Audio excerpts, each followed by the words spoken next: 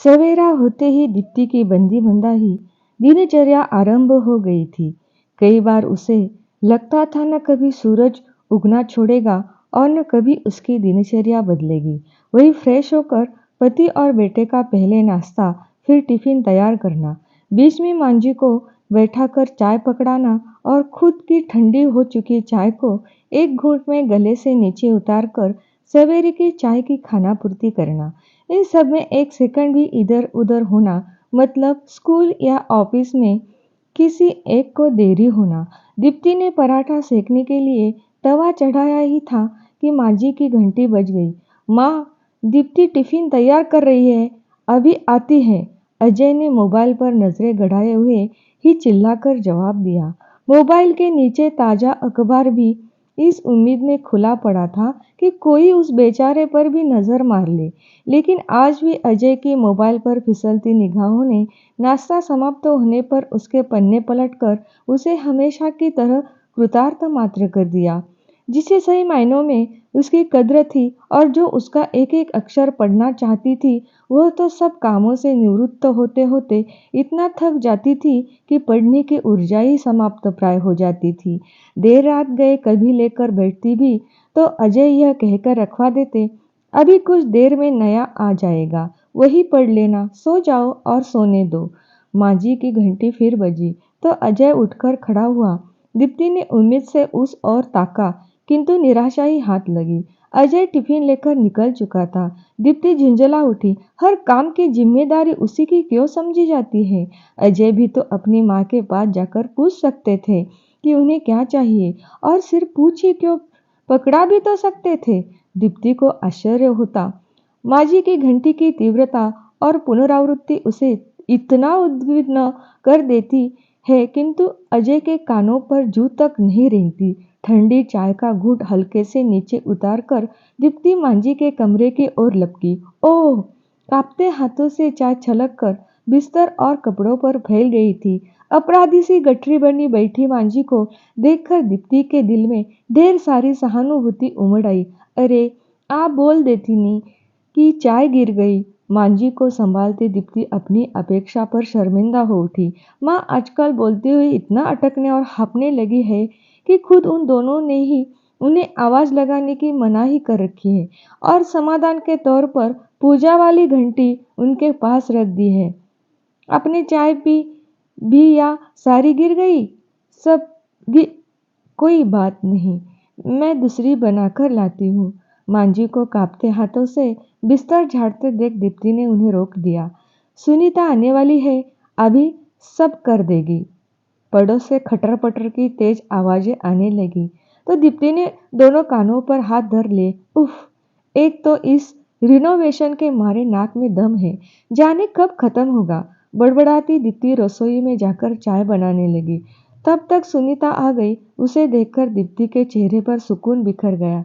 चाय गिरा दी है, जरा संभाल जरा, मैं दूसरी चाय बनाकर ला रही हूँ, अब तू ही पिला देना, उन्हें मत पकड़ाना। खौलती चाय के साथ बीते समय की स्मृतियां दीप्ति के स्मृति पटल पर दस्तक देने लगी। जब दीप्ति इस घर में दुल्हन बनकर आई तब माजी यानी सासू माँ कितनी फिट थी। दीप्ति के सुनने में आया था कि शादी की सारी तैयारियां उन्होंने अकेली ही कर ली थी। पूरे घर की व्यवस्था उन्होंने इतनी चुस्ती फुर्ती से संभाल रखी थी कि दीप्ति देखकर दंग रह जाती थी। कामकाजी बहू से उन्हें कोई परेशानी नहीं थी।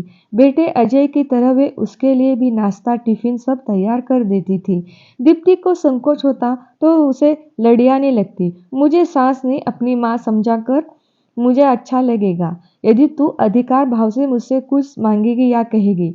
अजय तो घर के प्रति पहले से ही लापरवाह था।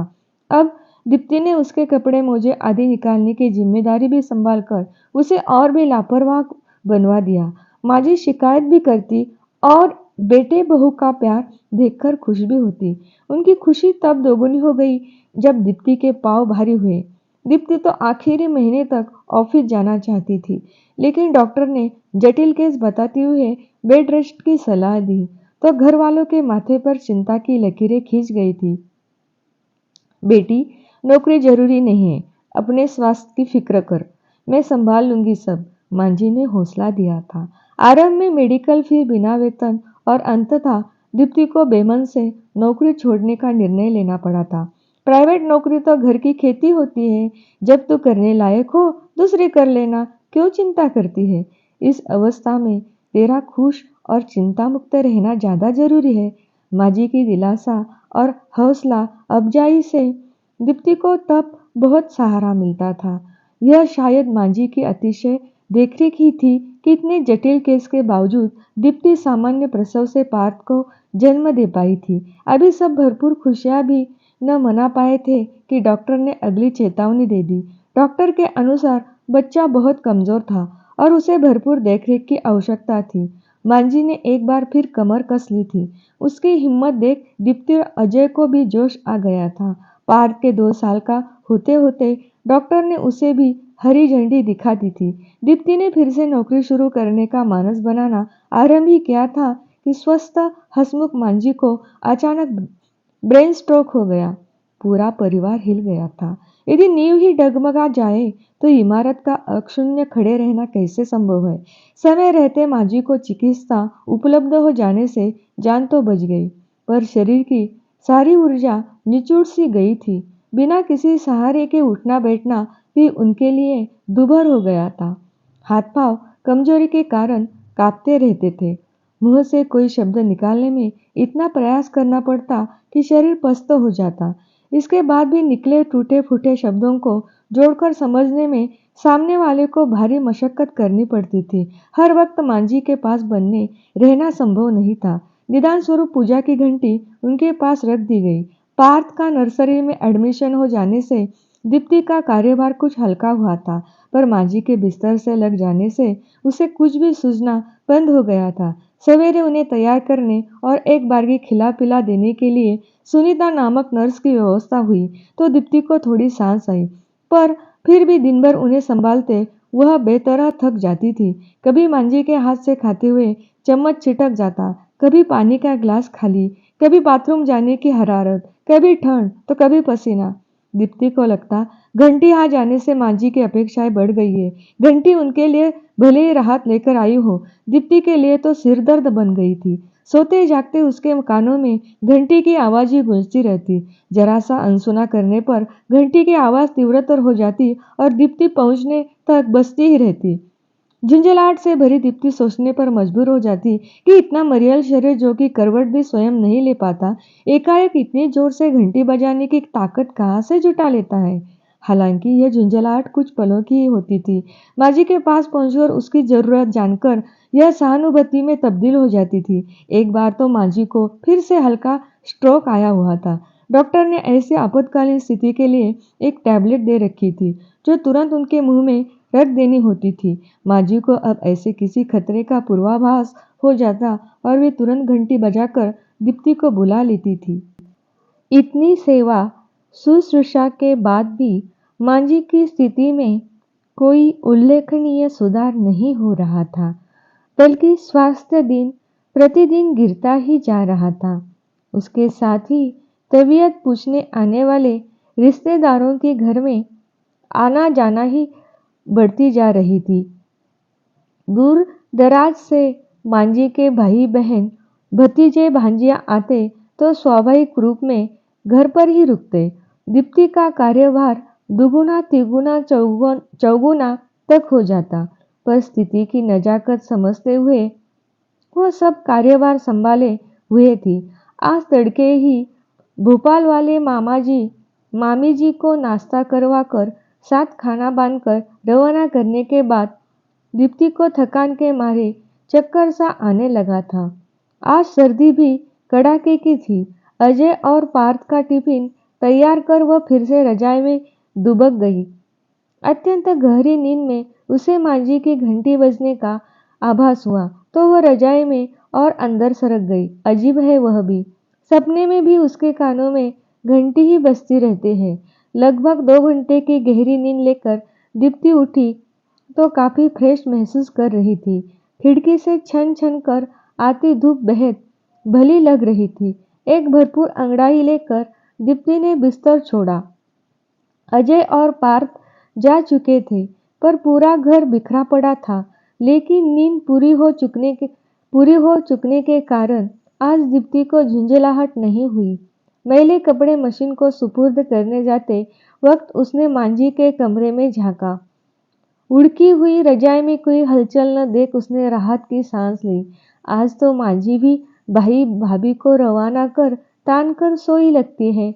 चलो सोने दो, चाय बनाकर ही उठाऊंगी, तब तक सारा काम समेट लेती हूँ। रसोई समेटी तब तक कपड़े धुल गए थे। उन्हें फैलाकर दीप्ति नहाने घुस गई। कमाल है, मांझी आज अभी तक सो रही है। हमेशा तो अब तक घंटी बजा ही देती है।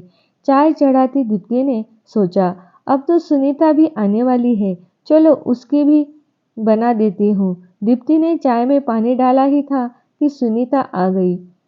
तुम्हें ही याद कर रही थी, फटाफट मांझी को तैयार कर, तब तक चाय तैयार हुई जाती है। दरवाजा बंद कर दीप्ति प्लेट में रस निकाल रही थी कि सुनीता की हड़बड़ाहट भरी पुकार ने उसे चौंका दिया। सुनीता ने नींद में ही मांझी के गुजर जाने की सूचना दी तो दीप्ति स्तब्ध खड़ी रह गई। पर अभी तड़के मामा जी मामी जी रवाना हुए, तब तो उन्होंने उनसे बात की थी, फिर वापस सो गई थी। भूत बनी दीप्ति को कब सुनीता ने बैठाया, अजय को फोन कर बुलाया, दीप्ति को कुछ भी याद नहीं था। सारे रिश्तेदार एकत्रित हुए, दाह संस्कार हुआ।